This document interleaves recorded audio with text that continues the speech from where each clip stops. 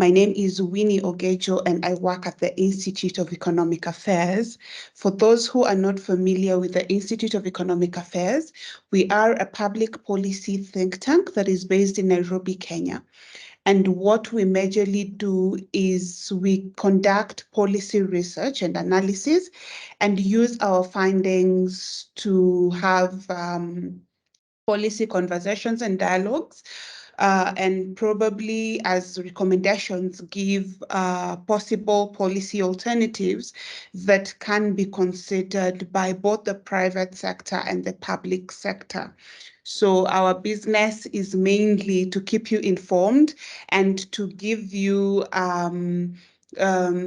resources that you can use to have conversations around different policy issues emerging, existing, and just see how best we can have a better Kenya that is regionally and globally competitive. So this is our webinar number 2 for 2024, and we want to have a conversation around the uncertainty in Kenya's education sector. So before we go into it, a few housekeeping. Please, we will have you on mute and we will have your cameras off as we will be making these presentations. And then we will then, during the plenary, allow you to have the opportunity to possibly unmute yourself if you are comfortable doing that. And if not, you will have an opportunity to type your question in the chat box, and we will go through the questions and have our speaker for this morning respond to your questions. That said, before I go into my introduction, I'd like to inform you that with us is Dr. Emmanuel Manyasa. Dr. Emmanuel is the Executive Director for Usawa Agenda, who are very big on education policy and just in general education matters within the region and globally and comparative to Kenya. So he will be our guest speaker this morning to help us understand and unpack what we really need to understand about what's going on within our education sector. So that said, I will just take us into a very quick understanding of why this conversation is important and what we really want you at the end of this meeting to be able to carry home or just sit back and slowly internalize and think about. So the objective for this webinar this morning is just to help us understand and have a constructive dialogue on the uncertainties that we are facing as a country relating to our education sector, and also just try to unpack and understand as well what are some of the strategies that we can possibly put in place to help us address these uncertainties. So when we're speaking about the uncertainties in the education sector, what exactly are we speaking about? Number one, we have the policy dynamics, and we have seen in the recent weeks, every morning you wake up, you're reading the newspaper, there is some sort of policy pronouncement that is being made, and they've been done in such a very random way, and we are left to wonder, where exactly are we heading with our education system? Most recently, we woke up to news that we will now be paying school fees for the public schools using eCitizen. Well, the whole idea, what the government has been trying to preach and to tell us as Kenyans, is that trying to reduce the inequality gap within the education sector. And so one of the things they were saying with the payment for school fees through eCitizen was that they're trying to ensure that they're reducing corruption and mismanagement of resources that are being paid to school by parents How true that is, I mean, that's why we are here to have this conversation so that we understand. Is this really helping us as citizens to have better access to education and have our children have the opportunity to just have access to education? So we've seen different policy reforms, and most of the times when there is a policy reform, it is because there is a gap that has been identified within an already existing policy. So when we wake up and we read that there is a policy reform that is being advocated for or is being pushed for, what really are we trying to address? And one thing that we have been asking ourselves as the Institute of Economic Affairs is that what really is Kenya's education problem? Because when you're coming up with a policy reform or you're coming up with a new policy framework, then there is something you have identified that needs to be enhanced or to be changed within an already existing framework or an existing policy. So when we come to a point where we are having these policy changes, and then that's why we are speaking about the different policy dynamics that we are experiencing, we are trying to address a challenge. If not a challenge, there is something that we are trying to enhance within our sector. So with the changes, with the policy changes that we have been hearing being pronounced in the education sector, the big question that we should be asking ourselves is, what are we trying to address? What is this gap? What is this challenge that we are trying to address within the education sector? And then those policy reforms, as we are pronouncing them, are they leading us to a more stable education sector and system? Or is it throwing us into this confusion that we are currently experiencing? And clearly, a lot of the policy reforms that we have seen happening in the last probably 2, 3 years have brought us to a very confused state as a country when speaking about our education system. And that is why we think we need to have this conversation on these uncertainties so that together we can understand where we are heading as a country and what really we should be asking from this government and even the relevant stakeholders who would want to come into this country as investors, what should they be looking at? And then in terms of financing for education, of course, the education sector has experienced a lot of financial challenges, right from the early learning all the way to higher education. And these challenges are largely because of the late disbursements that we have been experiencing from the exchequer. The government capitation to schools has been delaying, and beyond delaying, it is still not sufficient. And we have had the government saying that there's free primary school education and they're supplementing for secondary school education. But as parents, we still find ourselves in situations where we are still being asked to top up, to still pay in something to support the schools. What then is the problem? Because when the government says that they're supporting free primary school education, and then there is that mother in the rural area, there is that parent in the rural area who still at some point has to scratch his head to figure out where they're going to get some amount that is required by the school. Given these schools are not self-sustaining, they need that support. So if the government is going to delay, then of course they'll have to come back to the parents and have us go back to our pockets and just sort of support the schools. Beyond that level of support, we are also experiencing in a lot of developed countries, citizens rush to take their children to public schools because they are getting all the facilities and the necessary equipment that their learners require. You only take your child to a private school if you really, really need luxury. That's in the developed schools. But for us, we are not taking our children to private schools because it's luxurious or it's because it comes with some pomp.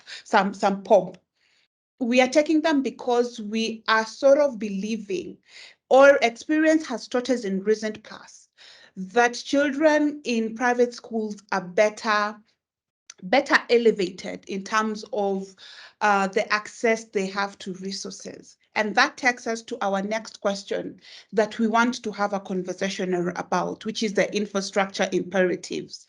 What level of infrastructure do we need in this school, in this country? And this infrastructural conversation comes in because of the shift that we have had from the previous system 844 to the new system CBC, where there has been a requirement for infrastructure for junior secondary schools. And with that infrastructural need, there has been a lot of confusion because schools were not well prepared to accommodate these junior secondary school learners. And we saw a lot of schools trying to rush with the time and compete with the time to ensure that they actually have the right infrastructure to have their junior secondary schools accommodated within their premises. That said, with the rush to compete with the time to accommodate these students, are we sure that we are giving them the right infrastructure? Are we then just building infrastructures to accommodate these students and just have them in schools, or what really is the end game? And I'm sure Dr. Manyasa will be speaking to to the infrastructural needs, given the new system that we are working with. And one thing that again we have said as the IEA is it is okay for us to say, guys, let's sit back and rethink this new system. This is what we had hoped to achieve with the new system, but given these arising issues as we are implementing, we need to sit back and make a few changes. And what we are doing currently is we have found ourselves in a situation where the train has left the station. So regardless of the challenges the train experiences, we are not stopping this train. We will keep on with the journey. We really don't care what level of casualties we are having. And it's unfortunate that the casualties we are having are just over 14 million learners who are going through education in this country. And need I remind you that that population is equivalent to the population of Rwanda? So when we are having this conversation and thinking about these uncertainties that we are speaking about, let us have the conversation bearing in mind that these uncertainties that we are going to discuss this morning is playing around with the future of 14 million Kenyans. And that is in primary and secondary level. We have not put in the higher education learners. So if we put in the higher education learners, we are speaking of a bigger number. So we are speaking of a population that is bigger than that of Rwanda. So every time you're having this conversation on the uncertainties in our education sector, we want you to have this conversation picturing Rwanda in Kenya, and that is the population we are playing around with. We might not, maybe playing around is a strong word, but really that is what we are doing when we are having this level of confusion and uncertainty within our education sector. The just concluded examination presented to us a lot of integral issues with our examination, So there has been that level of uncertainty with the credibility, and we saw people going to courts to have revisions and reviews of the just released exams like 2 months ago. And we actually saw some changes. A student probably got marks for 349, but upon checking what happened, the mark has gone up to 380. What does that tell you about our systems? Because there is no way you're going to give me results. And then if I come out to say I am not too comfortable with these results, or I feel my results are not correct, You go back to the system, check the results, and come back and tell me, we are sorry. Actually, the results we sent to you were wrong. You actually had 379 marks. As a country, we need to sit back and ask ourselves questions. That said, again, we have seen after the results were released and students were being placed to schools, what happened? Winnie Ogejo, who is female, has been sent to Miranda High School. What happens to that student? So there's that level of confusion that is not acceptable. And especially because, like I've always said, and I insist on, education is the professional fabric for any country. So when you're playing with the education system, or when you are not taking it as seriously as it should be, you're joking with the socio-economic development of a country. So you would be wondering, where did the rain start beating us as a country? The rain started beating us when we stopped taking matters education serious as a country. So just to unpack to you in terms of data, we prepared some level of trends so that we try and explain to you the supply and demand side of education. Because if we are not going to understand the education system from a supply and demand perspective, we might get a few things wrong. So that when we are speaking about infrastructure, we are not speaking about infrastructure because we want our learners to sit in beautiful classrooms. We are speaking about infrastructure because there is demand for that infrastructure. And so when the supply side, who are the policy makers and the different stakeholders, are having conversations about infrastructure, they cannot have these conversations without looking at numbers. So that's why for us at the IEA, we always go back to numbers because, like we always say again, numbers do not lie. So when we are speaking about primary schools in Kenya, we did a trend for the last, since 1992. And you can see that between 1992 and, give me a minute, between 1992 and 2002, the number of schools actually doubled. I want you to bear that in mind, that between 1992 and 2002, the number of schools actually doubled. So that tells you that, and even with the doubling, we are still having issues of infrastructure. We are still having a child in Turkana who still has to sit under a tree for them to get education. And we are still talking of numbers having doubled within the 2 years. So there is that need for us to have this in mind when we're having this conversation. And just to tell us why these numbers are important, we also generated and looked at the number of, we also looked at the number of, I'm trying to move this so that I can look at the graphs. Thank you. So we are trying to look at the number of students who enrolled in our primary schools. Jairus, are you seeing the primary schools? It's secondary. Okay. So for primary school enrollments, the numbers also doubled. So we had in 1992 just over 5 million learners in primary schools, and this is data for both public and private. And then as current as 2022, we are looking at numbers having doubled to 10 million learners.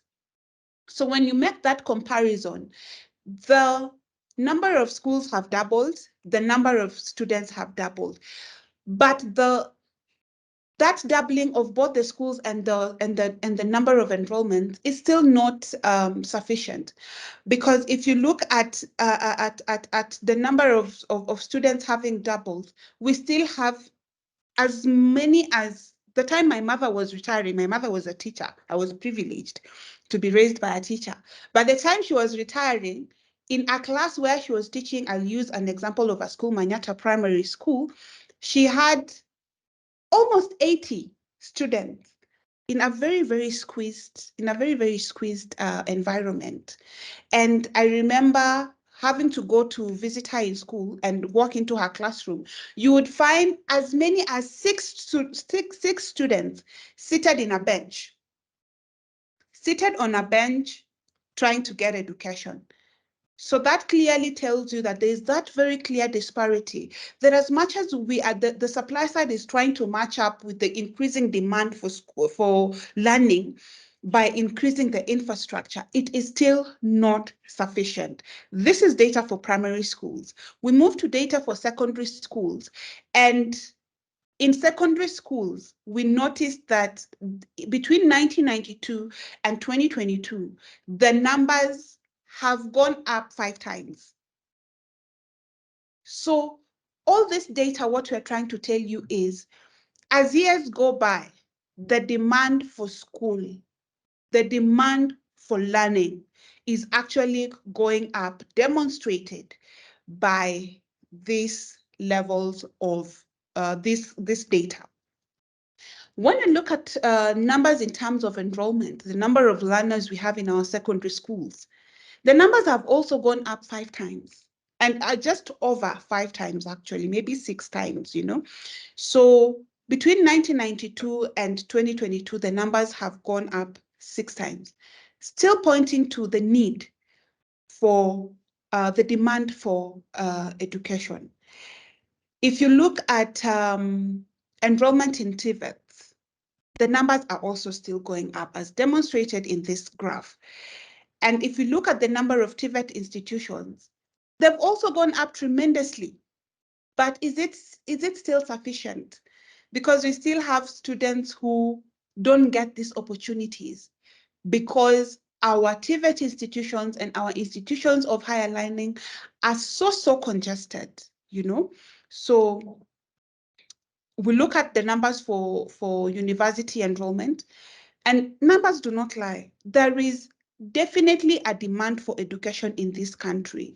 And the supply side is trying to match the increase for the demand, but it is still not yet there because we still have learners who are not getting these opportunities because of either congestion or just financial constraints.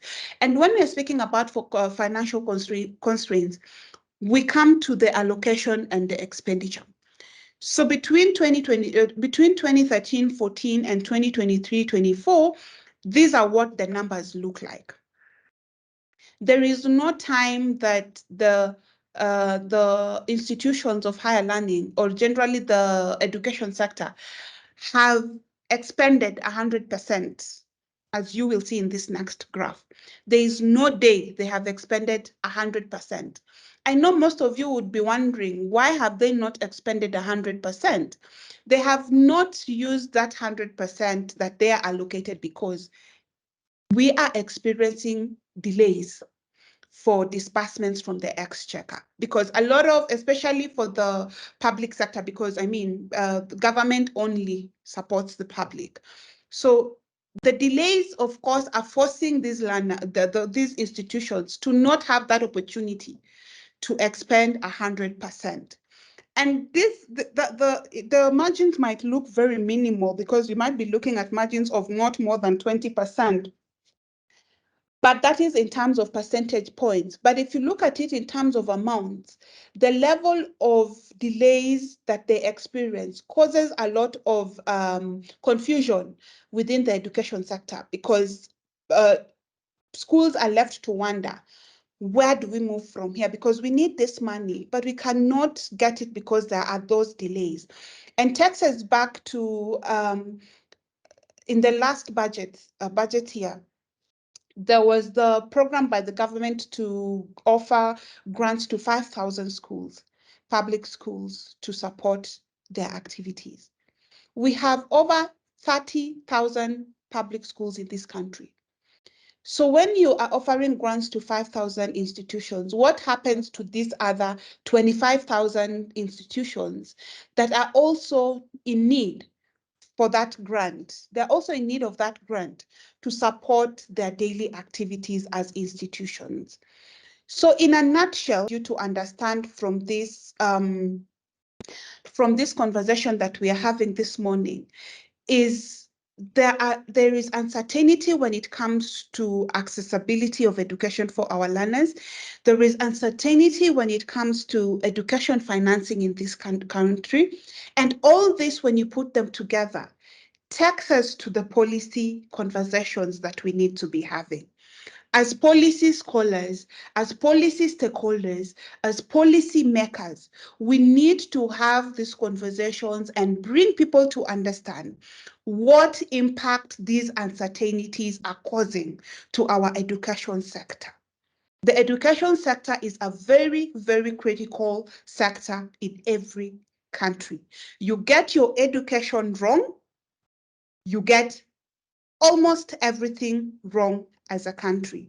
You hear people saying they're not taking Kenyan graduates because of questions around credibility. Probably they're also following the news of Kenya's education system and they're thinking, guys, you're jokers. You are not taking your education system as seriously as you should, you know?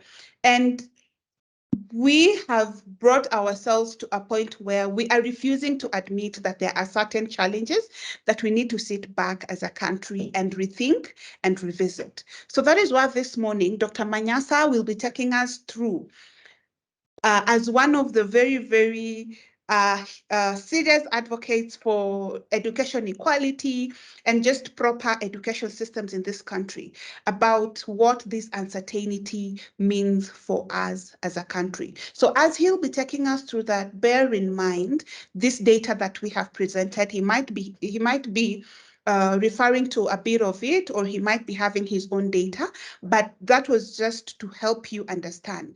The demand for education is there, given the rising numbers, but what is the role of the supply side?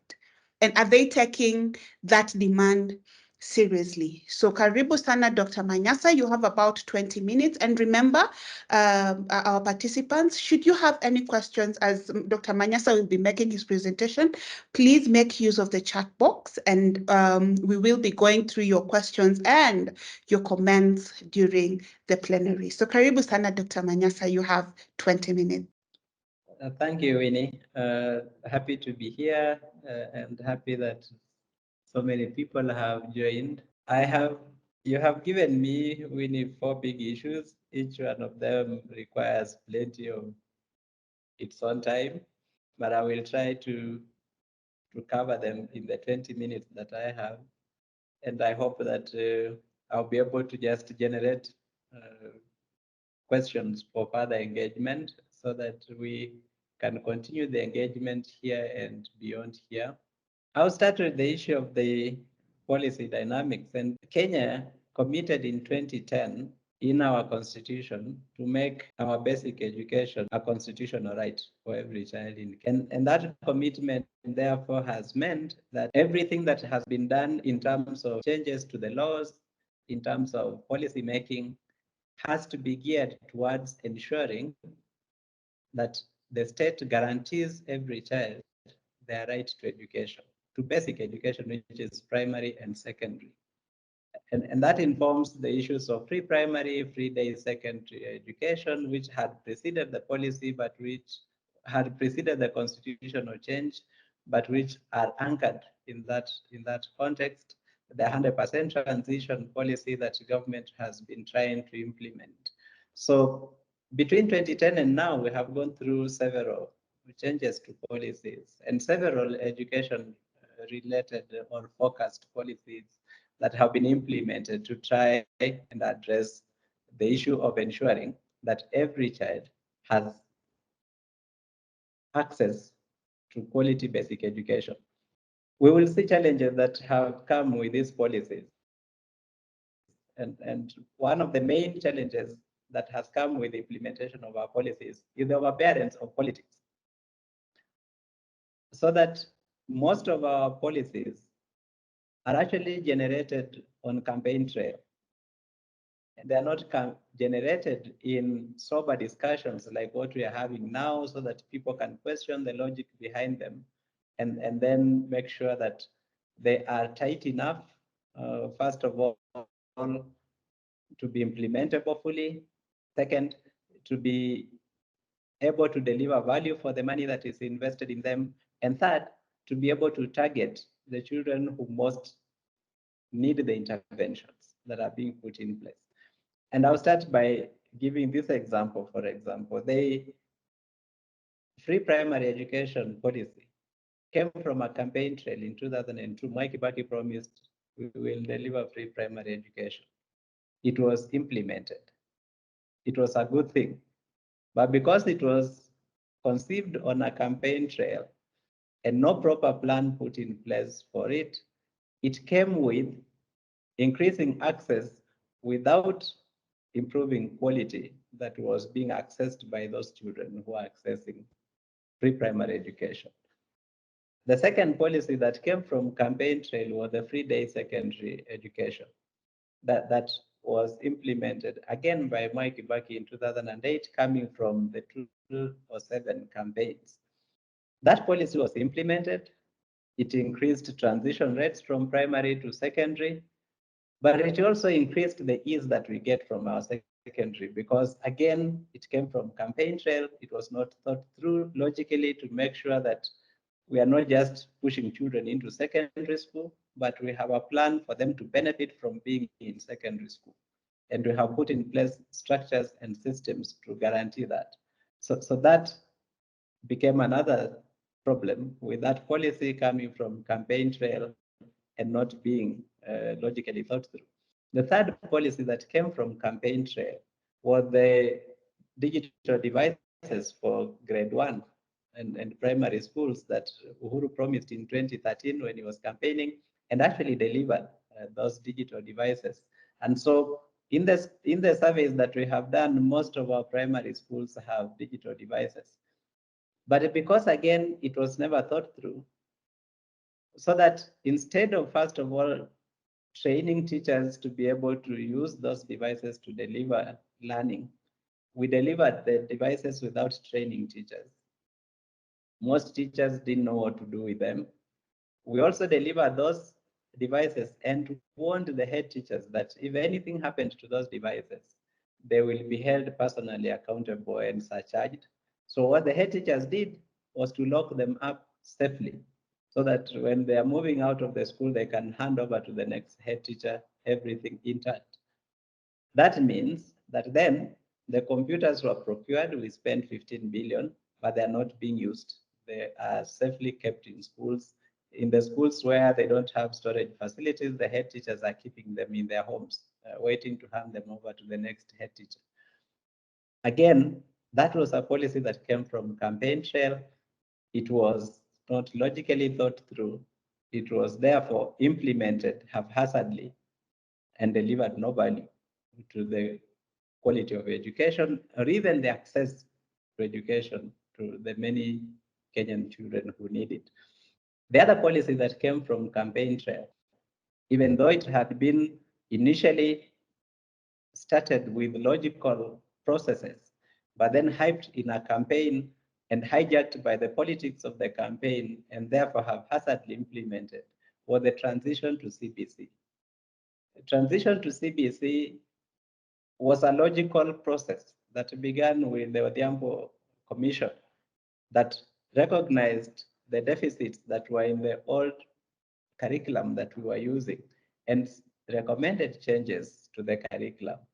That then processes to review, to change the curriculum were set in place to make sure that we come up with a new curriculum. Those processes were ongoing, but come 2017, they were hijacked. And several steps in curriculum reform process were skipped because there was urgency to deliver transition from the old system to a new. That hijacking of the process of curriculum reforms by politics and the desire to make sure that this is done within a particular political cycle has messed up the implementation of CBC. Yeah. A process that began well, a watershed policy change that will have serious repercussions for the country potential to catapult the country to the next level of quality education, but also in danger of delivering the exact opposite because of the manner in which we have shambolically implemented it. And I think that that is another challenge with the policy. So these are challenges because of pronouncements that are not logically processed, so that we come up with a policy that we have tested, one, for the value that it will bring in improving education, two, for its cost effectiveness and therefore proper implementation, and three, for its sustainability and endurance, so that we are not implementing a policy for a political cycle and then come the next political cycle, it is not there, because that introduces the uncertainties that we are worried about. Sustainable change in education needs to be a very long-term process, because the people we are starting to educate now are actually the future of the country, and they need to be sufficiently prepared for the challenges that come not just now, but challenges that we haven't even envisioned by now. So that is the issues around our policy. The process of policy making has been hijacked by politics. And I think we need to find a way of pushing back politics so that those political processes that engage with policy making are made to be much more logical and not made from carrots in campaign trail, because there is no interrogation, there is no actually proper engagement with facts and figures that necessitate the changes that we propose. And I think that that is one key issue we have to deal with, to be able to weed out policy uncertainties, because now we are facing policy uncertainties. We don't know which pronouncement will be made tomorrow or the day after, or so. And with that, the private sector that significantly invests in education is lost. They don't know what to do. Education planners in the ministry and in related ministries of health, of gender, of finance, who are supposed to plan for these policy implementations, don't know what to plan. Development partners who support significantly our education sector don't know what to expect when they are planning for Kenya, because changes might happen anytime. And I think that that is critical.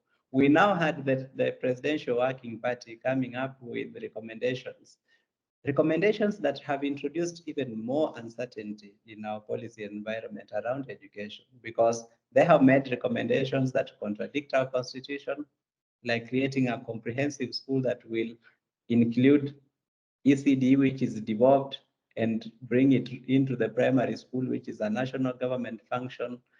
When head teachers have already been finding trouble dealing with the national government alone, how much more trouble they have if they were to now deal with the two governments in running that school? I think that we still hover in that space of massive policy uncertainty, which we need to focus and try to address for us to continue to offer quality education to young Kenyans.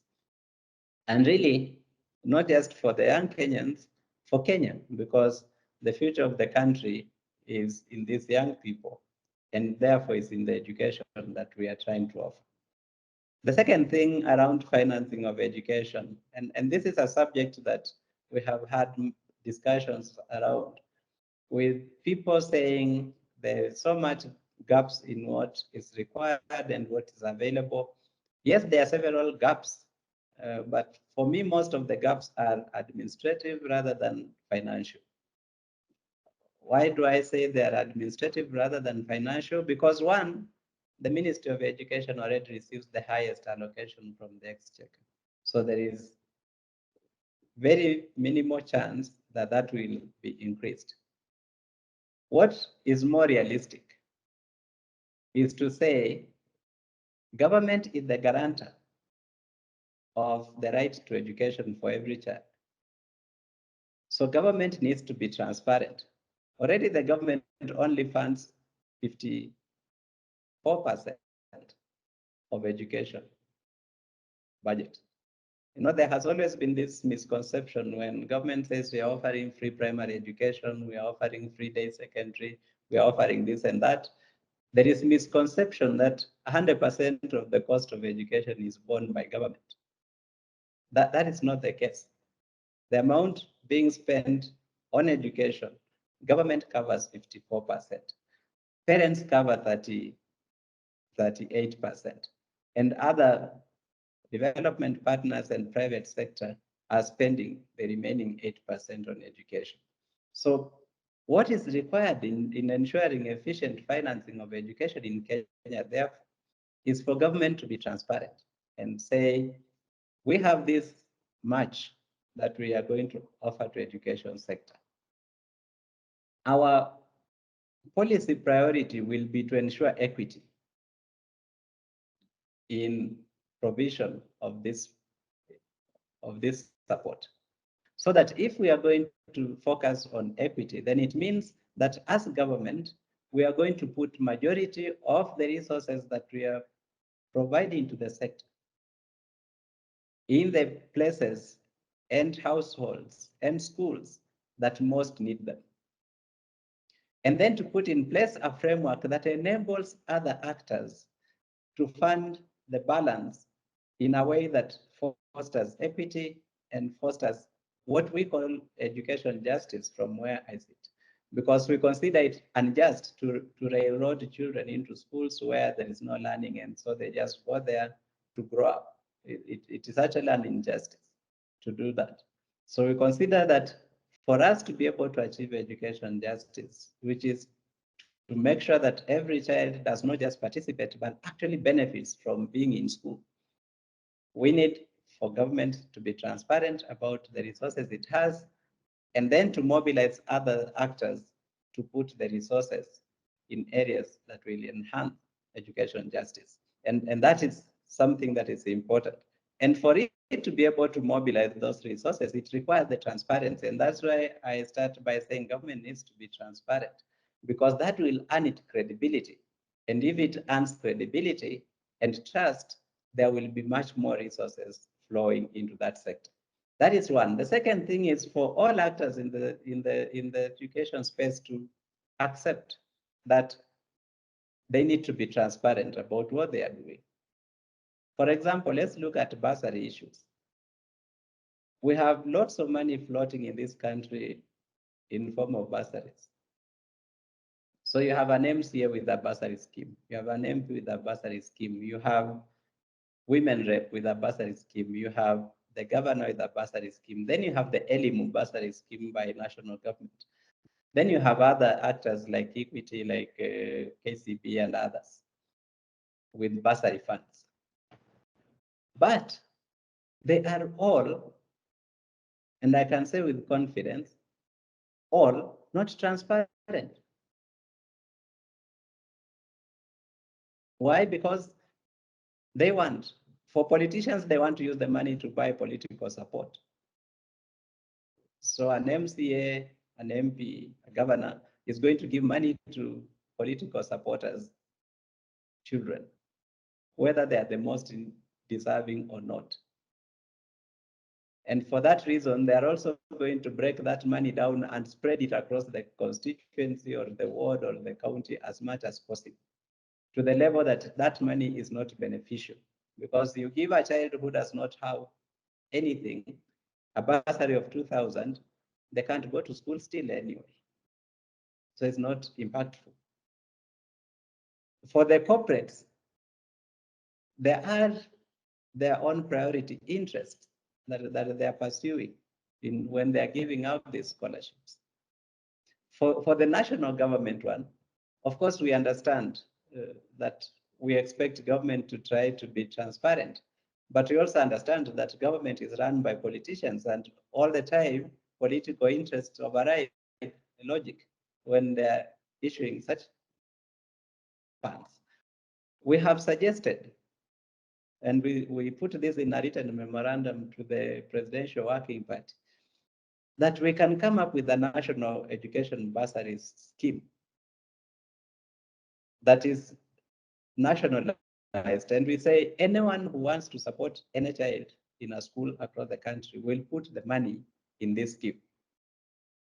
Jomo Kenyatta Foundation has been running scholarships since the 60s. We can expand their capacity and give them the money. And let them tell us at the start of the year that we have collected this 10 billion shillings for bursaries for the year 2024. Out of this 10 billion, Nairobi County is going to get 500 million. And let that money be transacted transparently so that we have a committee at the county level that receives 500 million. From the county level, let that money go to the ward. We don't need more structures that will consume the money. Let that money go to the ward. And let us have a ward committee so that the county tells us we received 500 million. We have 40 or 50 wards in Nairobi. Out of these wards, Ward A has received 5 million. The committee at the ward should be able to assess the children in that ward who deserve and tell us we have identified these 10 children who are in school A, B, C, and D. And these are the children that we have awarded this much, this much, this much. So that that information is verifiable. We can go to those schools and confirm that those children are there. We can visit those wards and those names can be made public. We can, so that the members of the public in that ward know that those who have received are actually those who deserve.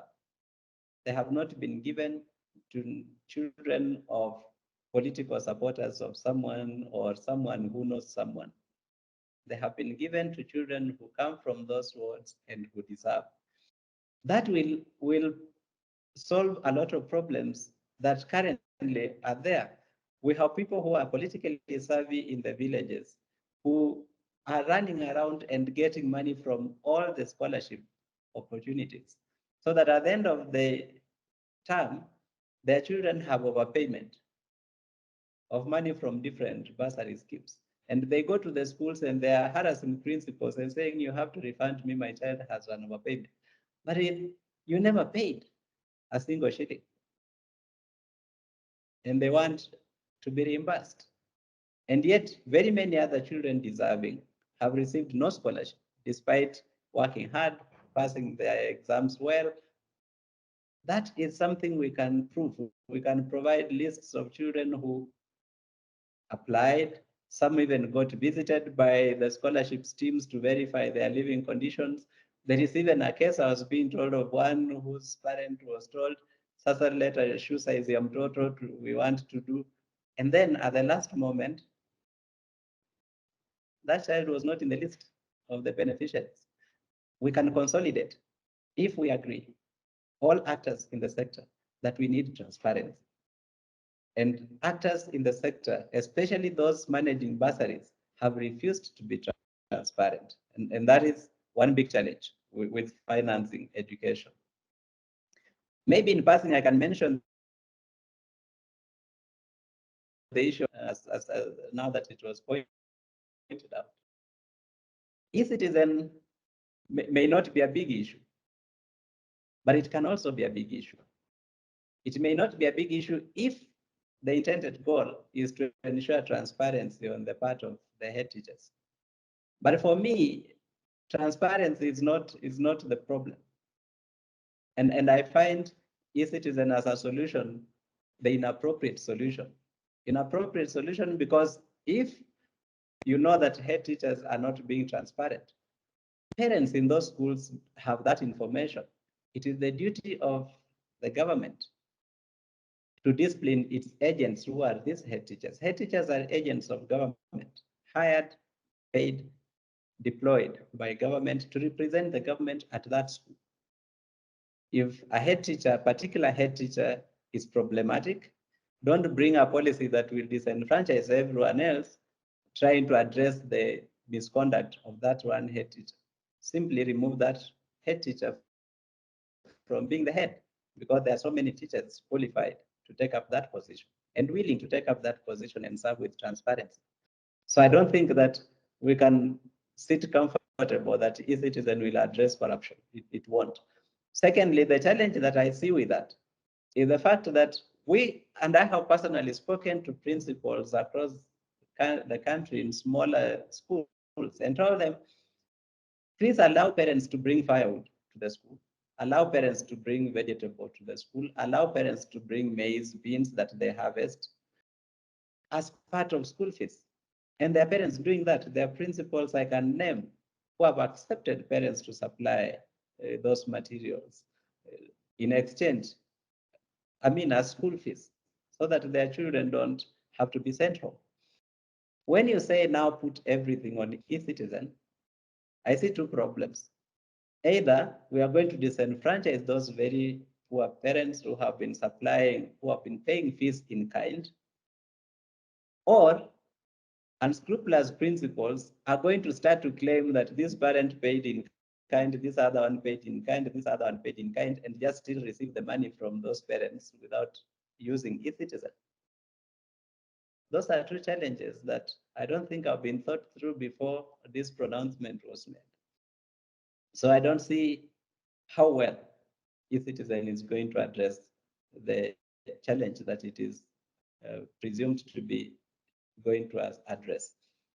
We have challenges with the infrastructure, and this has been a problem long before CBC.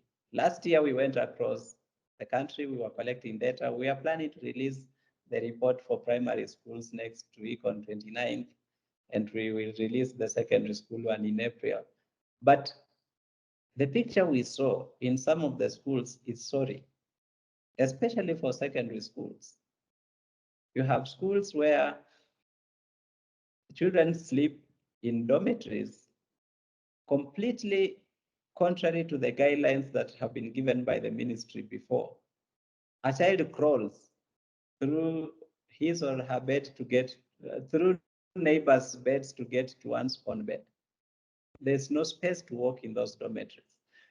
If one mad child shouted fire at night, all those children would die in a stampede. Because if you have to crawl through other people's beds to get to your bed, how do you run outside that hostel if it caught fire? And we have pictures that we took on that. It is that bad. But that is not even the only problem. Even the day schools that people talk so much about. You have day schools where children don't have sufficient pit latrines in the school. You have those schools without any lab, any library.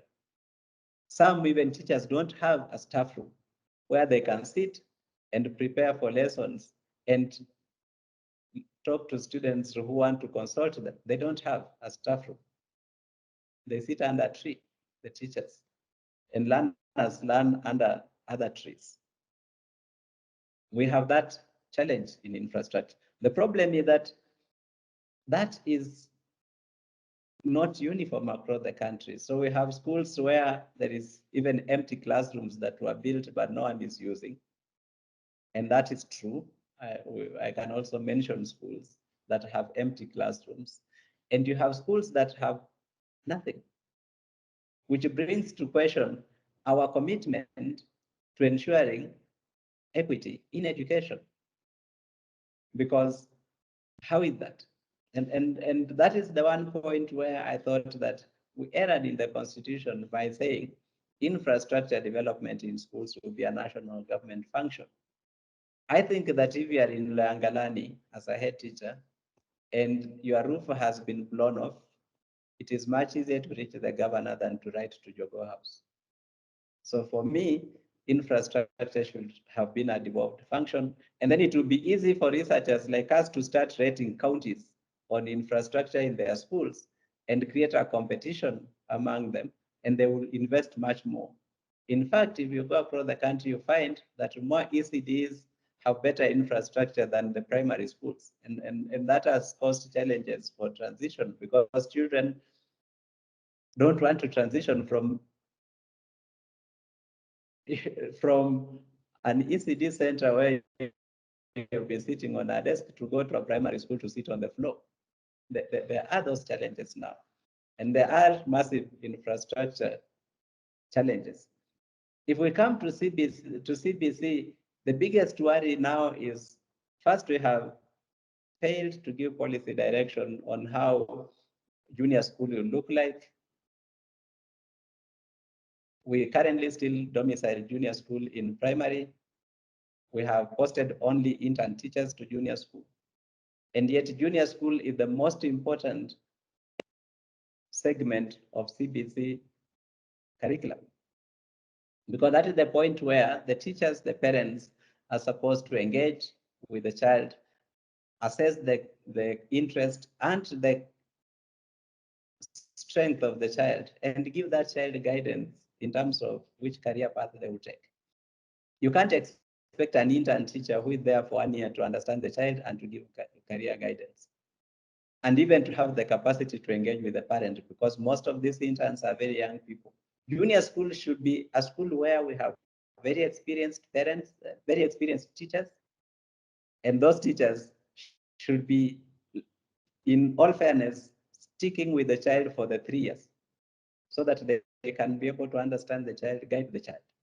Should not be you have this intern this year, next year you have another intern, the following year you have another intern, and off you add to senior school. You don't know what you're going to do in senior school, and no one knows, because you don't have a teacher who has stuck with you and understood what you are doing and what you are able to do and your interests. So you have nobody to guide you. I think that we have a big problem there that requires very urgent intervention.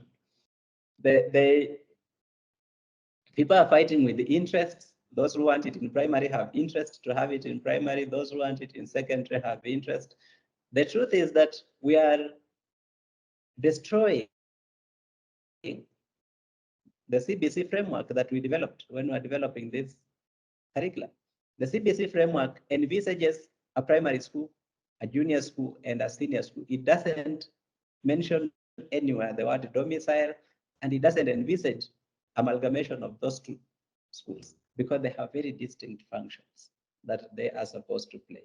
And people are generally dishonest around the issues, because people are saying, oh, if we take these young children who are 12 years to to secondary school where we already have some people who are 18, that is not going to be good. How about now creating the comprehensive school that will have 4-year-olds in ECD1 and 15-year-olds in grade 9? How is that?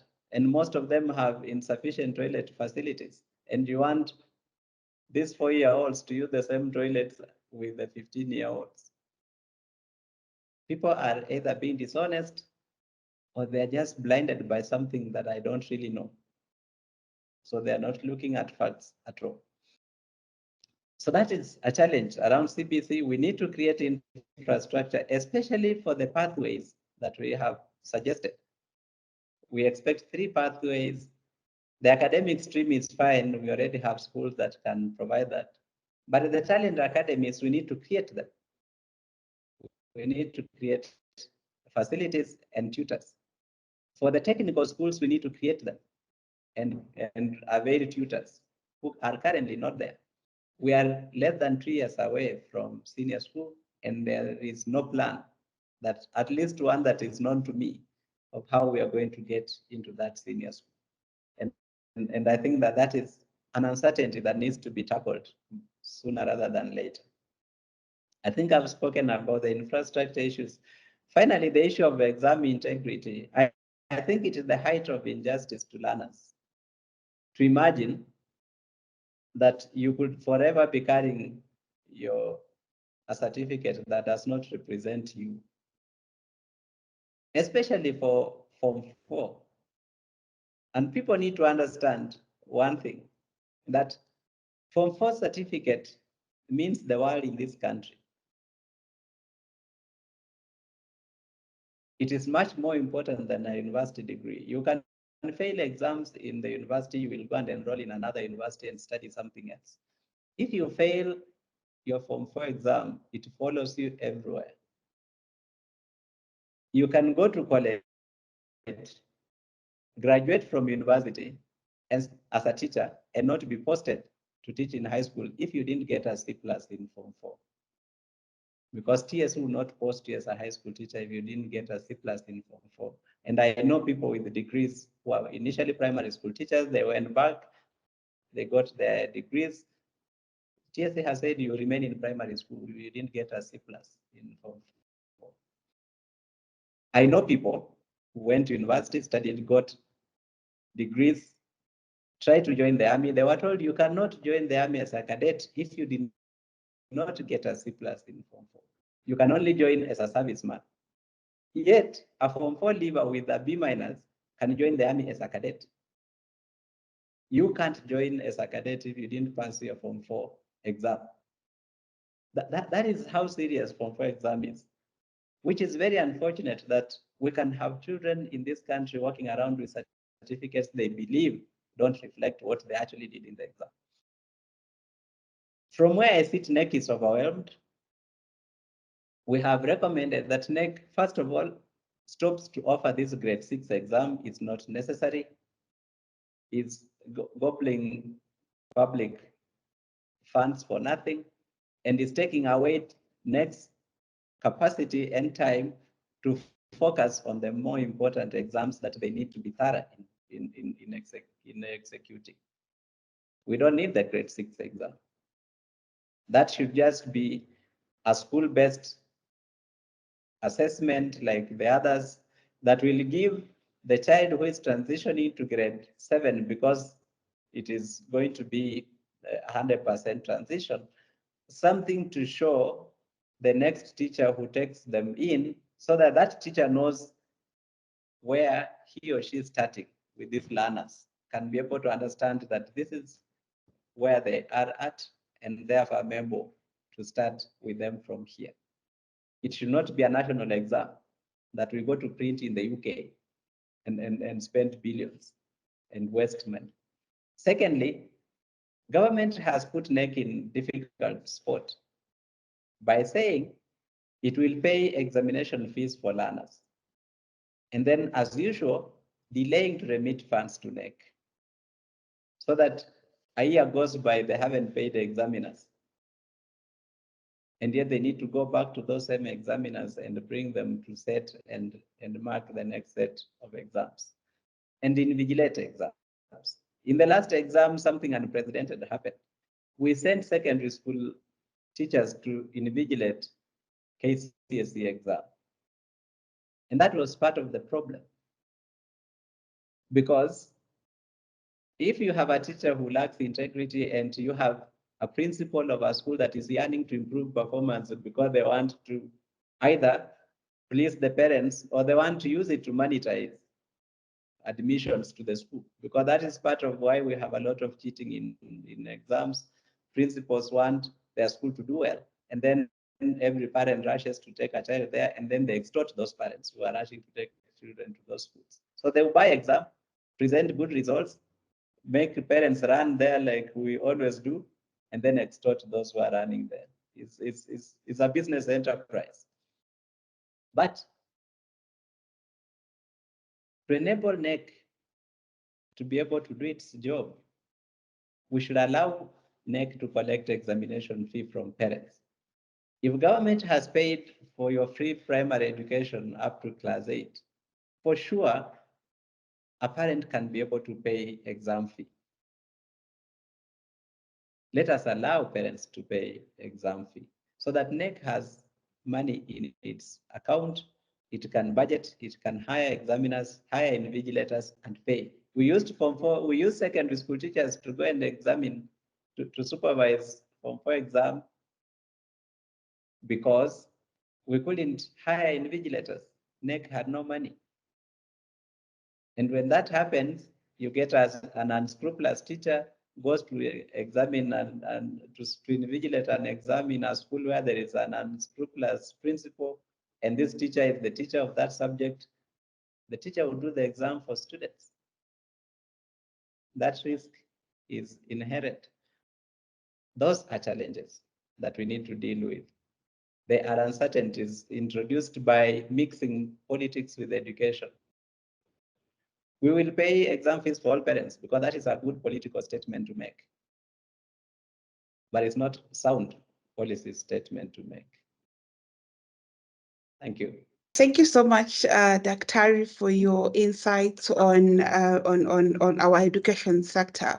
And I think our participants or our listeners have a better understanding of what we mean when we are speaking about the uncertainties. These uncertainties are not things that we as people who are advocates of proper policy, are coming up with in our heads. These are our realities as a country. And like Dr. rightly puts it, we have found ourselves making policy pronouncements in public rallies, and for those who are making those pronouncements, for them at that point, I do not think they look at it long term. They look at it in terms of what political gain or what political milestones will that pronouncement allow them to have. So, and as a country, not just even with the education sector, we've seen these pronouncements being made for all the other sectors. And what gets me is this how easily we politicize policy issues, right? So if we can get ourselves to a situation where we are separating politics from what is right by policy, I think as a country we would be making strides. And another thing that Dr. has also said is the impact these uncertainties are having on our development partners. We can tell you for a fact that as people who analyze the economic environment, just the general environment of the country, and write reports on it, the policy environment is a very, very critical pointer to the stability of a country. So as development partners are coming into the country, the first things they look at is how conducive are our policies and how well structured are our policies. So when they come to the country and they see pronouncements being made in political rallies and people are going to bed on Friday, you're waking up on a Monday and you're being told now moving forward, we'll be paying fees on e-citizens without really a proper structure. And when this e-citizen matter came up, there was the issue of what happens to that parent. And Dr. has also brought it up. What happens to that parent who pays school fees in kind? Will they take their in kind payment to Huduma centers, you know? So those are some of the things that as a country we need to be thinking about. And for as long as a policy is widening an inequality gap, that policy is not sound and it needs to be revisited. A policy that is sound should narrow that inequality gap and get people to a balance where we are saying, as a country, all our citizens are benefiting from what the government has to offer.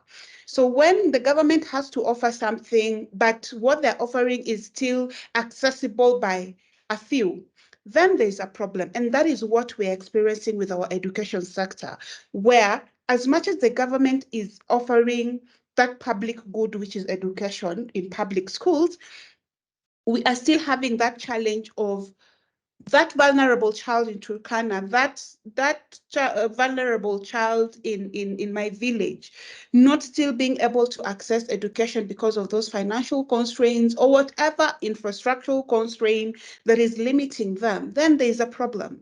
We need to have policies that are sound and make a lot of sense. And the one thing again that probably for another day we will have to have a conversation around is how effective our public participation framework is, because a lot of people will bounce this back to our public participation.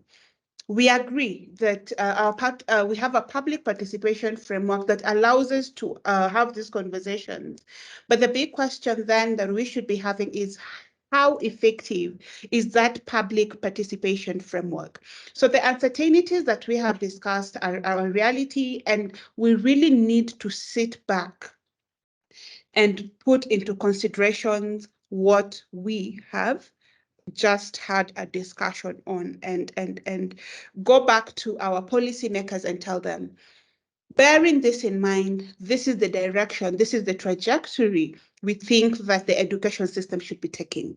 And they should be able to listen, because we will not be speaking for the sake of speaking, but we will be having a fact-filled conversation. So that said, I would like to open up to plenary. I would like to open up to plenary, and I can see already we are having a very, very good conversation going on in the chat box, and I'll quickly go through the questions.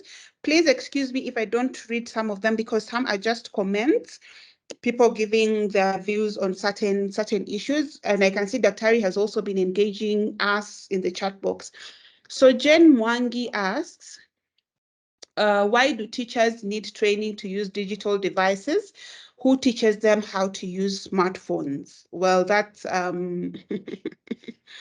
yeah, so Patricia responds and says, the use of digital devices for education purposes, thereby meaningful, falls under the competency of learning to learn, which both teachers and learners need to be guided on for transformational thinking and outcomes. And I think, again, if you look at a majority, a good number of teachers, and I mean, Daktari will also comment on this, a good number of teachers are towards the retirement age, you know. So of course, if you're going to incorporate the use of digital tools, there has to be some level of training. And we can't assume that because teachers use smartphones, then they are able to use digital tools. I mean, um, my mother, for example, who is just a retired teacher, has a smartphone. But I'm sure if I put her on this machine that I'm using currently, she would have a few challenges, and I would have to actually help her through and navigate. And I'm sure even for Jane Mwangi, if we were to sit down and look at this, I'm not too sure you're able to navigate your machine fully. You have instances where you need some support. So you can imagine a teacher who just came and they don't have that ability to navigate, and they're expected to incorporate digital literacy and digital trainings into their learning activities. So of course, for me, I think that it is very important that we are not working on assumptions that every teacher is digitally alert, right? A smartphone is not an indicator of digital literacy and digital alertness. So probably Dr. Tari will give a comment on that again. And then Helen, who is a very good friend of the IEA, says, morning, glad to finally see an honest and candid conversation on the status of our education sector.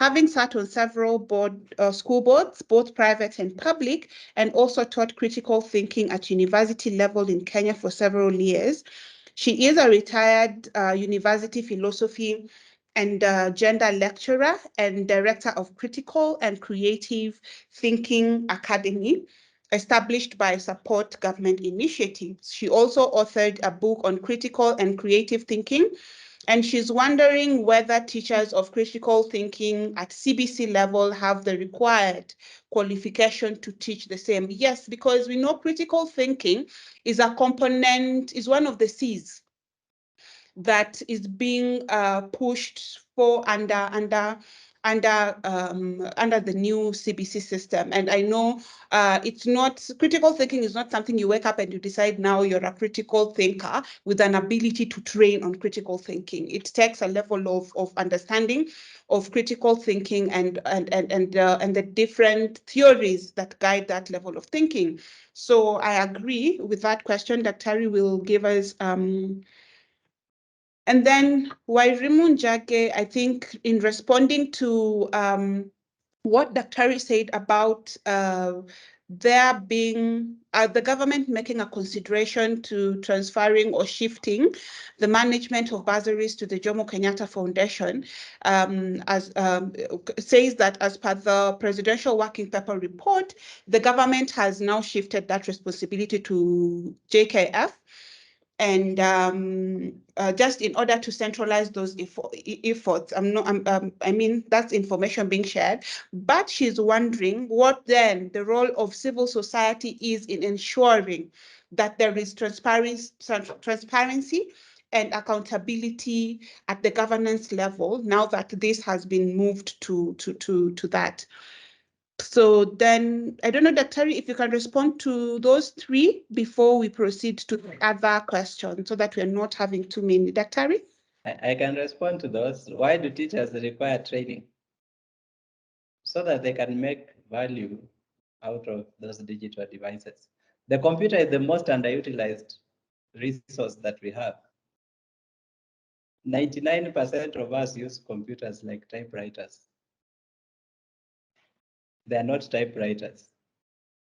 They have so much that they can do, and we don't know how to make them do that. That's why they need training to be able to utilize those devices fully to deliver value, because those devices are not cheap. They cost resources. We should not give them to people who will only use them to plug and project notes that they have typed. And in digital transformation, digital IT in education transformation, Kenya as a country is at the basic. South Korea is considered the top of the top in terms of ICT in education use. It is at a totally different level where people are not learning ICT. People are using ICT to learn. As a country, we are still learning ICT. So to expect that our teachers will pick a device and they are good to go, we are assuming they are South Korean teachers. They are not. They are Kenyan teachers, where as a country we are learning ICT. We are not using ICT to learn. And we are trying to get our teachers to the level where they can actually use ICT to facilitate learning. That requires training. The issue of the teachers now teaching critical thinking qualify hurried implementation of CBS, because people kept saying that we don't need to train teachers. All that is needed is to reorient them. And so teachers were being taken for a weekend, and we are told now they have been reoriented from being teacher-centered teachers to learner-centered teachers. And that was basically stupid. I remember telling Professor Fatuma Cheke, because we knew each other for a long time. We taught with her in KU. And that time she was PS in charge of that, and she was talking of all that we need, because these are teachers who are trained, we just need to reorient. It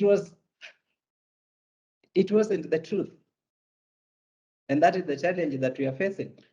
Critical thinking, values and life skills, these are things that require people to be trained to become trainers in them, to be teachers in those. And we didn't train any. We have asked teachers who are in the schools to just teach those things. They don't have capacity to teach them. And that is a challenge. And I think that at some point, we will have to accept that we have erred a lot. We have sacrificed a lot of children, especially those in cohort 1 and 2 of this CBC. But we must bring that to an end and start to create a system that works to deliver what was envisioned in the CBC curriculum. Because we are failing to understand that, and a lot of people talking have actually taken their own children to international schools, pulled them out of this system, taken them to the international curriculum. And I've spoken to some of them, because some of them are my friends, and they speak a lot on this education, but their children are in the international curriculum. And I've told them, we need to understand that every generation will produce its own doctors, its own engineers, its own lawyers, and everything, regardless of whether you teach them or not. So whether we teach these children or we don't teach them, there will be doctors coming out of them. There will be engineers. And they are going to be doctors and engineers in our lifetime. They will be the ones treating us when we are old. So which kind of doctors do you want to treat us when we are old? That is a question that we need to grapple with. We are failing a whole generation, but there will be a payback time for us if we don't do the right thing. And I want to tie that to the question of where is the civil society in trying to ensure that there is transparency and accountability. And I say this as someone in civil society. But there is something that Mwai Kibaki did in 2003 that destroyed civil society in Kenya, which was to recruit people from civil society into government. And some of them misbehaved more than those who had been in the previous government and destroyed the credibility of civil society in the public, but also created a mindset among some of the civil society actors that civil society is where you go to shout so that you can be noticed and given something in government. So that for a lot of people in civil society, working for government is the ultimate goal. If that is the ultimate goal, they are spending their time in civil society trying to endear themselves and to be noticed by political and power brokers, and not working for the public as they should. And I'm not condemning everyone blanket, but I know that there are people within civil society who also hold board chairmanships of government entities and all this. And once you are a chair of a board of a government entity, you are government. You can never be able to really speak as civil society. You can't you can't criticize that government if it is doing something wrong. And those are challenges that we have to grapple with. So civil society is not homogeneous. There are a lot of diverse interests within civil society that actually undermine the capacity of civil society to hold government account. But also, just some cases of civil society actors themselves being lacking transparency and therefore having the log in their eye that they cannot remove before they start to look for the peg in the eye of government. And those are the challenges that we have to grapple with. Thank you.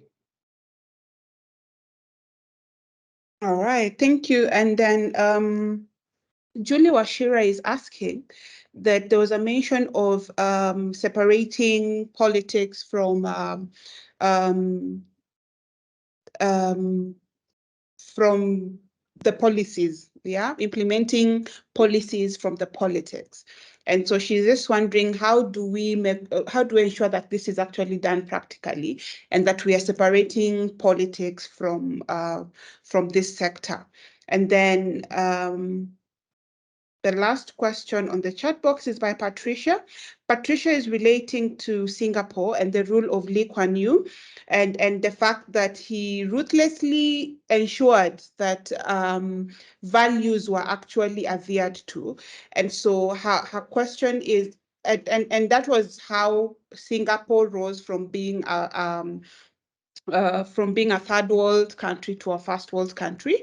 So her sentiment is then, how about we get the policymakers to walk in the shoes of teachers to understand what is happening on the ground and be advised by the wearer of the shoe, because probably there's a feel of, again, takes us back to public participation. How involved are teachers? How often do those who make these policies walk into a public school and find students seated on a bench that should be probably taking two, but they're sitting six of them? That would actually help open their eyes. Well, they do it. We've seen a lot of these policymakers walk into schools and share their sentiments, but a lot of times it's for the PR. But how then do we actually get them to have the right reaction of the interaction with the teacher and with the learners as well? So those are the two questions we have. And then I'll open up to anyone who would want to voice their question.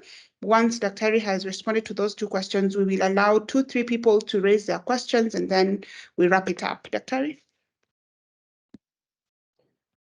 Thank you. I like the example of Singapore, but what happened in Singapore was not just the president, but a team of people who came together and said, we want to create Singapore. First, they were seceding from Malaysia, and they said, we want to create a country, and this is the vision we have of the country. And so everything else was done to fit into that vision of what they wanted to see. So it was a sustained effort for a long time to make sure that everything worked towards one common end. That is not what we have here. What we have here are short-term power players who are looking at the next election and how do we win it? How do we make sure we maintain the privilege that we have? So that is the challenge. We don't have one national vision that every Kenyan has subscribed to and is working toward. So every actor is using the space where they are to make the best for themselves. And the consequence of that is disjointed efforts, some that work in counter purpose with each other and heading nowhere. The wrong policies about schools are not based on lack of understanding. Right now, the chair of the Parliamentary Committee on Education was a former teacher. Majority of the people in that committee were themselves teachers. And we have people in the national government, people in Jogo House who are classroom teachers who have been there, who know. They also come from diverse villages in Kenya, and they go home and they interact with parents and teachers at the lowest level. Some of them have teachers in their families. Yeah. So they know from very close quarters what happens in the schools.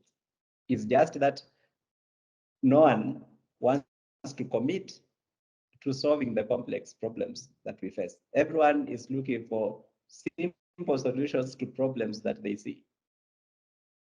And yesterday I was speaking to ISPAC about this same issue. That all them, you see, in Kenya, we are always looking for simple solutions to very complicated problems that require deeper thought.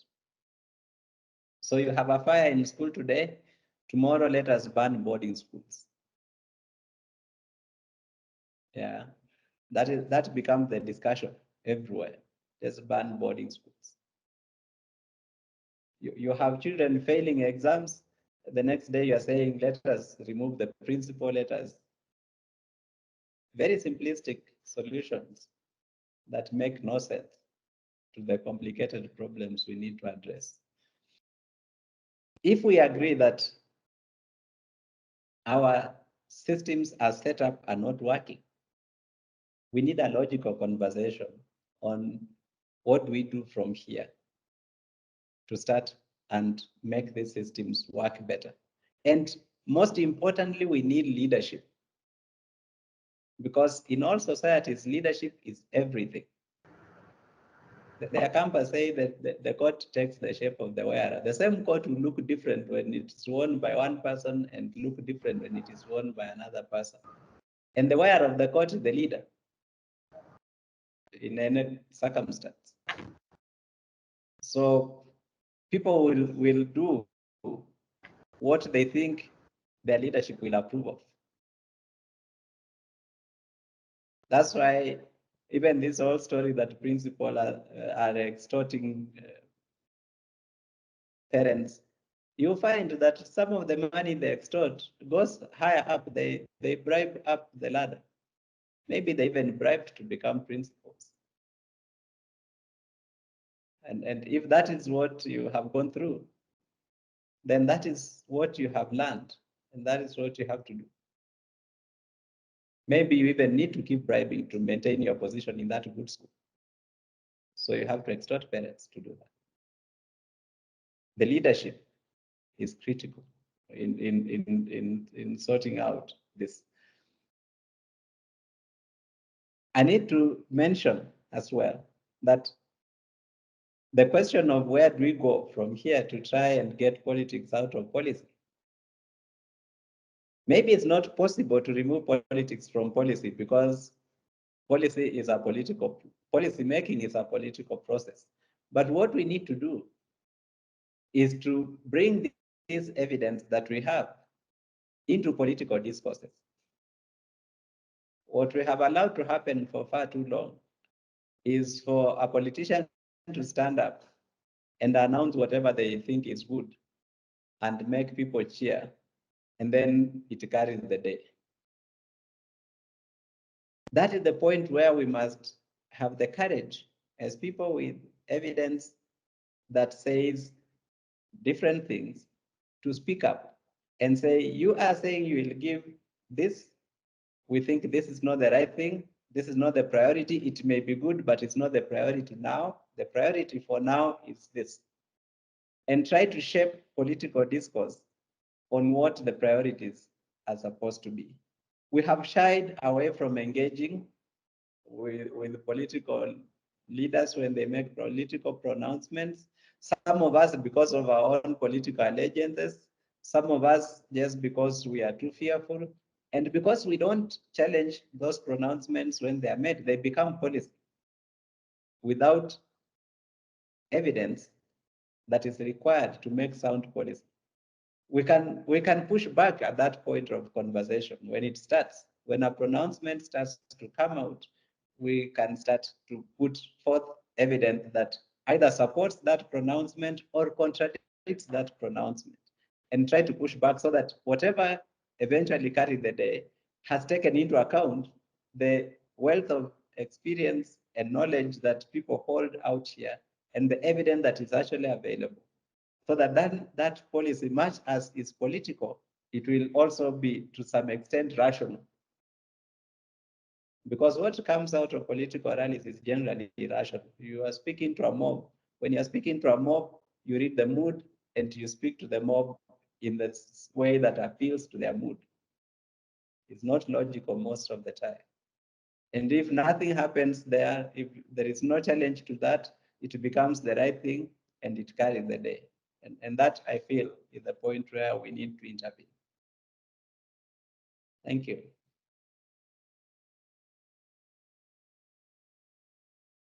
Yeah, thank you so much. Yeah, um, Helen is still asking about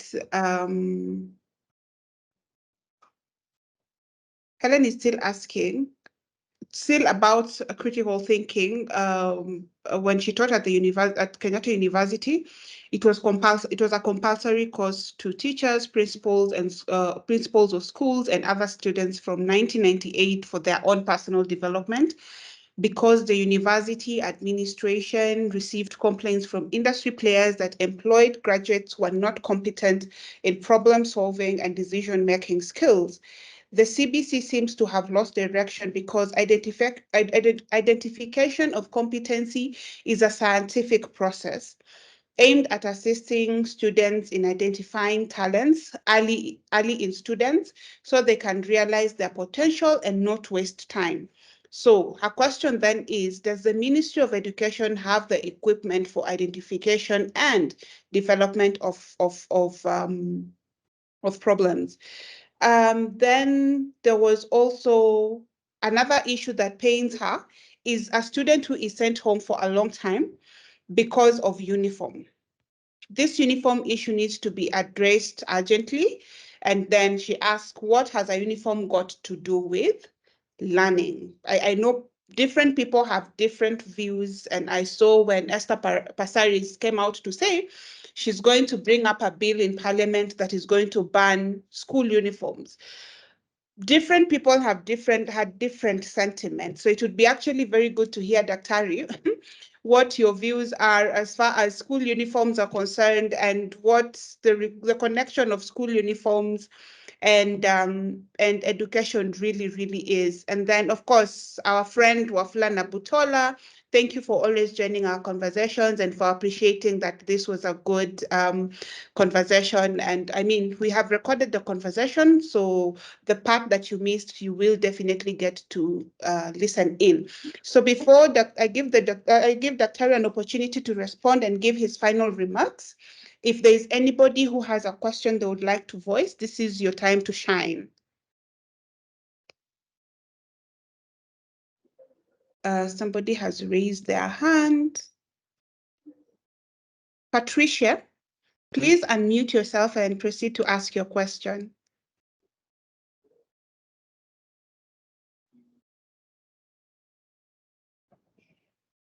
Patricia? Okay, we can't seem to. Patricia, you're still on mute, but anyway, let me move to Wafula. Wafula Nabutola, please unmute yourself and ask your question in a minute or less. Thank you. All right, thank you. Thank you very much. Can you hear me? Yes, we can. Can you hear me? Great. Yes. Brilliant. Yeah, now I'm just curious why we've had so many commissions to look into education. We are permanently in experiment mode. You know, from Ominde Commission, there was another one after 2 years or 3 years, another one. What's wrong with us? Why are we sort of like self-doubting our system when our neighbors have just one system and it seems to be working? Why do we have these commissions one after the other, after the other, after the other? I think that's really my issue, my beef with the education system. It worries me that we don't know what we are doing. Thank you. Thanks, Wafula. Patricia? Yes, thank you. I managed to unmute. Yeah. There's something that the main presenter, Emmanuel Manyasa, had mentioned about whatever generation we shall still have doctors and the other professionals, and something that Helen has mentioned about competencies. I want to bring our attention and I want to make us all very uncomfortable with the results, the KEPSIA.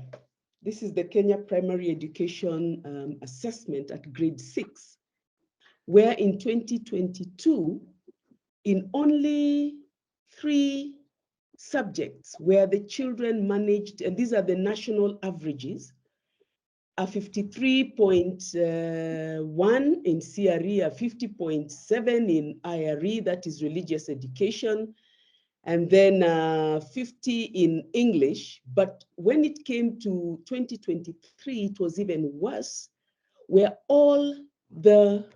from all the way from English, except CRE, where it was at 53%, where these children were performing below expectation. That means the children were not even approaching expectations. They were not meeting. None was exceeding. We are talking average now. The country is operating below expectation. So if we are not able to, number one, ensure that the teachers have those competencies that are required to be transferred to the children, how are the children then going to master these competencies? And then what kind of doctors and professionals are we talking about? And that is why you have some of our universities, again, being deregistered and not being recognized. The degrees are not being recognized. Our nurses are going out there and they're being sent back because they can hardly communicate. So what kind of caliber and quality are we settling for? Thank you. Thank you so much, Patricia, for your comments, for your sentiments, and for your question. So, Dr. Manyas, before I lock anyone out, anybody else with a question? Okay, so Dr.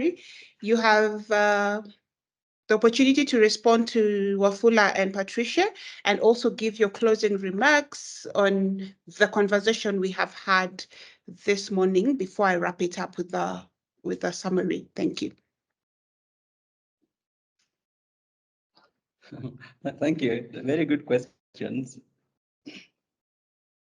Actually, the report I mentioned that we are going to release next week is we assessed children 38,000 of them across all the counties in the country. And you will see it will confirm what Patricia is saying about the children not meeting expectations. And that is because we haven't prepared the teachers, one, and we have created a wave of uncertainty around what is going to happen. So recall that in the run-up to the last election, everyone kept saying, when especially many people in this current government were telling people on campaign trail that if we win elections, we will do away with CBC. So even the teachers who are being pushed through training by TSC, which was using the worst approach ever, carrying the stick and telling them you must be trained over the weekends, those teachers were sitting there to protect their pay slip, but they knew this thing was not going to be theirs. They didn't take the training seriously. And there was no training anyway to take seriously, because TSC has no capacity to train anyone. So the teachers we have teaching these subjects are not trained. Some of them, like the primary school teachers, and I have had an honest conversation with people in that sector. The primary school teachers who are being forced to teach integrated science and teach in junior secondary, if you gave them an exam based on that curricula, they will fail, many of them. They will fail. The content that is in grade 7 now, in grade 6, is content that was in Form 2, Form 3 in the previous system. So they will fail. They lack the competency themselves, and they are therefore not capable of teaching these children to excel. Why? Because we are human beings. We have our limitation of understanding and we have our limitation of communication. So if you teach me something and I understand 80%, I am still a very good student. But if I go to communicate and I communicate 80% of what I have been taught, I am still a very good communicator, but the next person can only get 64%. If they understand 80%, which means they are still good students, they have 49% of the content that there is. So that is the problem. We have not prepared teachers sufficiently. We have overloaded them.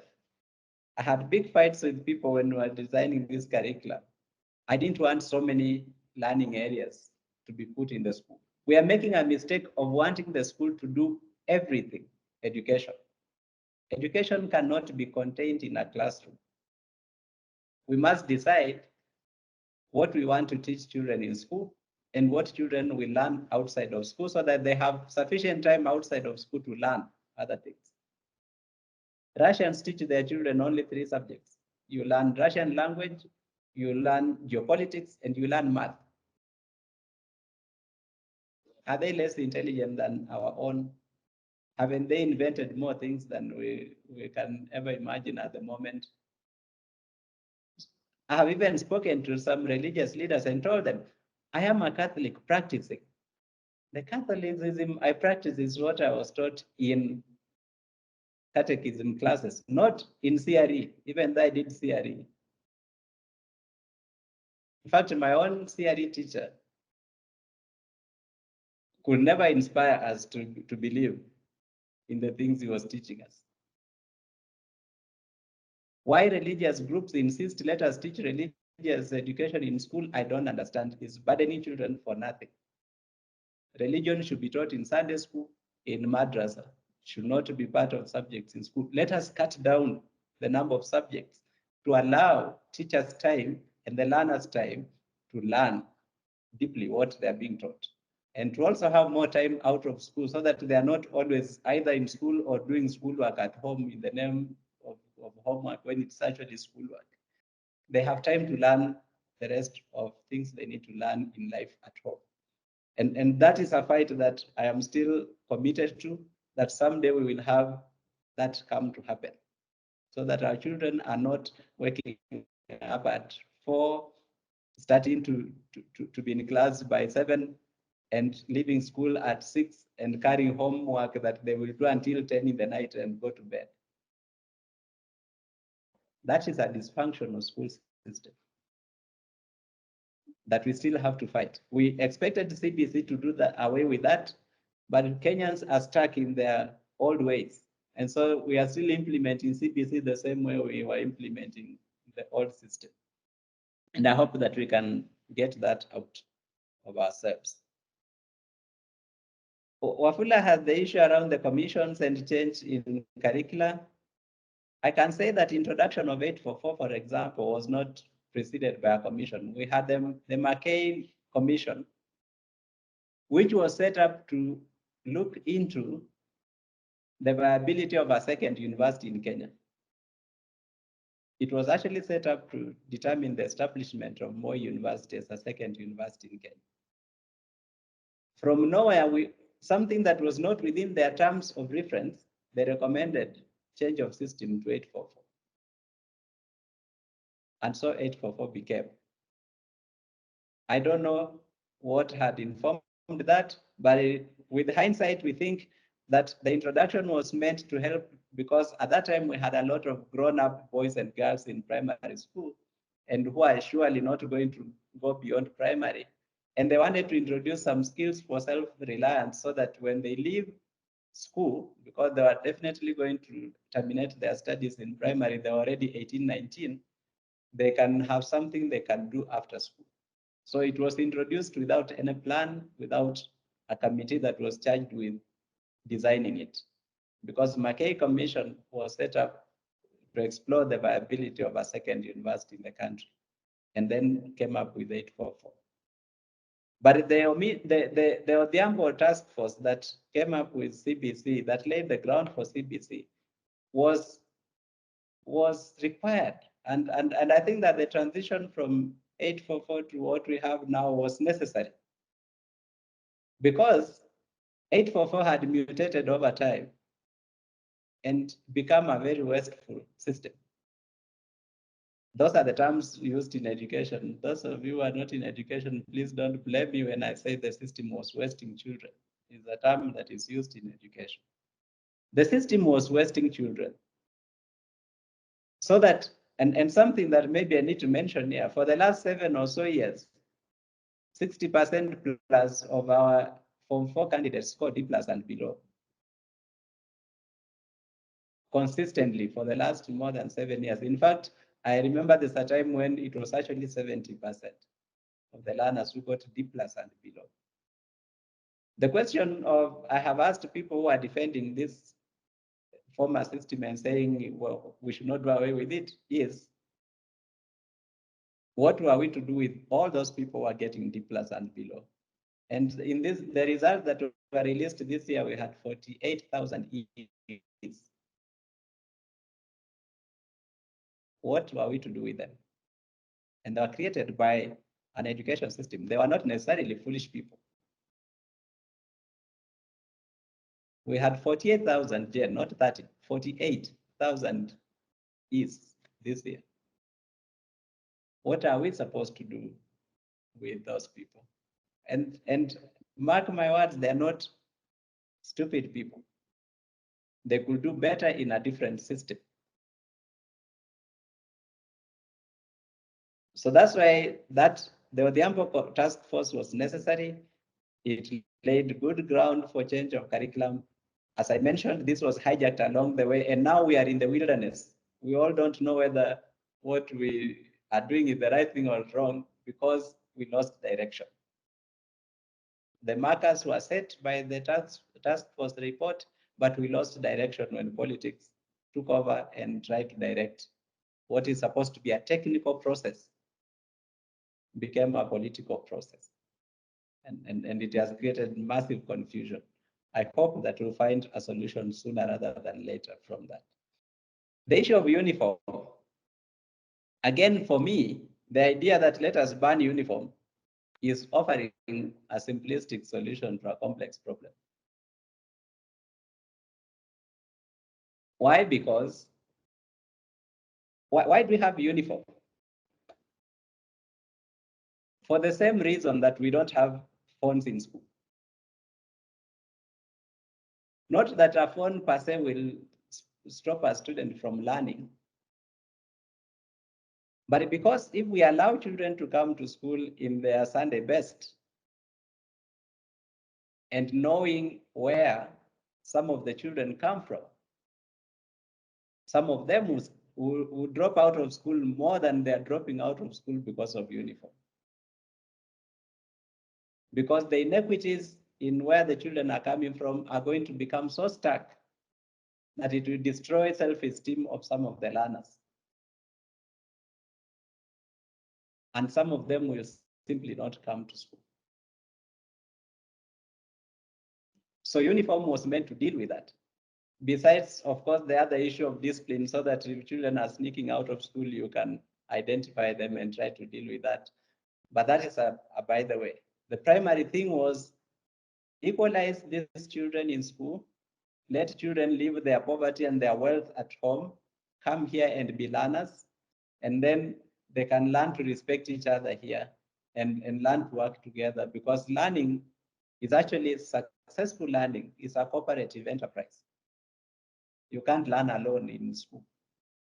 Now we come up with around uniforms where some school principals who are unscrupulous are colluding with some business people to fleece parents on that and say, you will have 4 sets of uniform to come to this school. And those 4 sets of uniform must be bought from this shop, or the school will supply at this cost, which is 4 or 5 times the price of that uniform. Let us deal with that.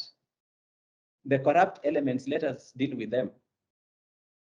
Let us not now come up with a blanket policy that will achieve negative outcomes because we were afraid of tackling this one principal who is stealing from parents. Or these 100 principals spread across the country who are stealing from parents. I think we can do that. Because uniform per se is not a costly garment. The only problem is how it is being taken advantage of. And if we don't stop those who are taking advantage of this, and instead we remove uniform, they will find something else that they will still use to fleece parents. They have come up with activity fees, they have come up with school tours, some of which mean nothing. They will come up with something else to fleece parents. So let us just, why don't we say, for example, uniform will be made by NYS and supplied to schools at a uniform price across the country? That can be done. People just don't want transparency. All of us involved in the sector don't want transparency. So that even those in government saying, oh, no principal is going to mistreat, they are receiving money from those businessmen who are working with the corrupt principals. And so they come out here to say one thing, and behind the cameras, they are doing other things. Otherwise, if we were serious, uniform is not a problem. And I hope that we don't become, we don't follow that Pasari's path. It is, Pasari's children can afford to go to school looking nice. There are very many children who cannot afford to go to school. And for young children, that will be distracting. Thank you. So thank you so much, Daktari, for your time and for sharing your thoughts with us on this issue of the uncertainties that we are experiencing as a country relating to our education sector. I'd like to also say a very big thank you to our panel, to our listeners, for always making time to join us and to engage with us and to just give us your thoughts as well on the different topics that we choose to engage in as the Institute of Economic Affairs. And I'd also like to remind us that the Institute of Economic Affairs is also a membership organization. So if you would wish to be part of our membership, please reach out to my colleagues, Michelle and Oscar, and they would be very glad to walk you through the journey of onboarding as a member of the IEA. That said, we still have another webinar tomorrow. If you are interested in understanding taxation in Kenya and just understanding the political economy of taxation in Kenya, my colleagues from the Competition Law and Economics program will be hosting a webinar tomorrow from 2 p.m. just to have that conversation and help you understand the political economy of taxation in Kenya. So please register for that webinar as well, and always be on the lookout on our website for all the other webinars that we have planned out for you. We are listening to you, and we try to make sure that our webinars cover topics that would interest you and topics that you have sent to us and questions that you have also pitched to us in previous webinars or even via email. So if you think there's a topic that you think the IEA could help you understand, please reach out to us and we will be more than glad to convene a meeting and just try to unpack it with you. So that said, we appreciate you and we wish you a very, very beautiful and blessed afternoon. Thank you so much, Daktari, and to all of us, let us continue enjoying our day, and the fight doesn't stop here.